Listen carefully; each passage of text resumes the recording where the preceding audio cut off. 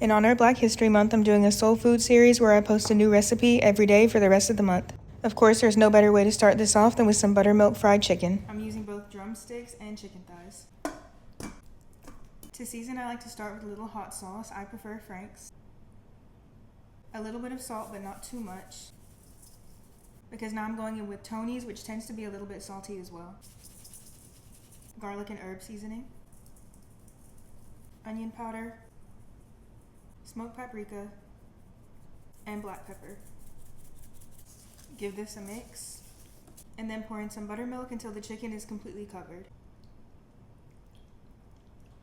I'm going to mix it up one more time and then place it in the fridge for at least 30 minutes. That way the buttermilk can break down the chicken as much as possible so it's nice and tender and moist. I hate that word, by the way, but that's what it is.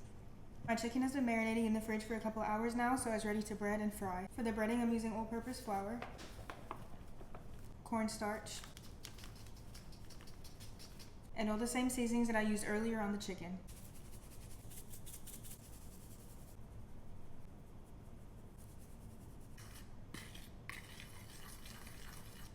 It's nice and seasoned.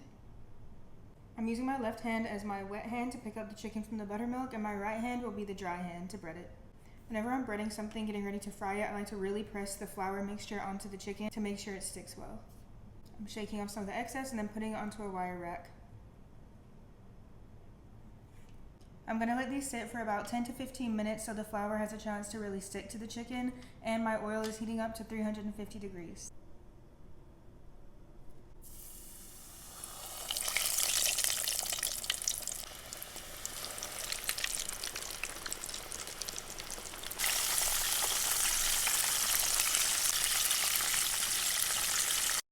In total, these fried for about 12 minutes, and I flipped them every couple of minutes, that way they didn't burn on one side.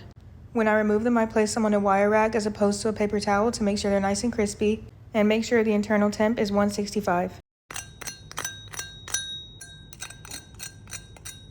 The rest of this series will feature things like these smoked turkey collard greens.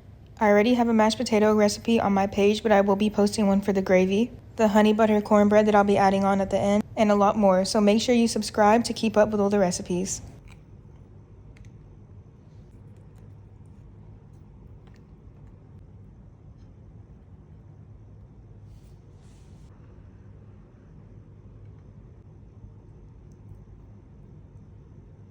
If you know, you know. This is the best bite.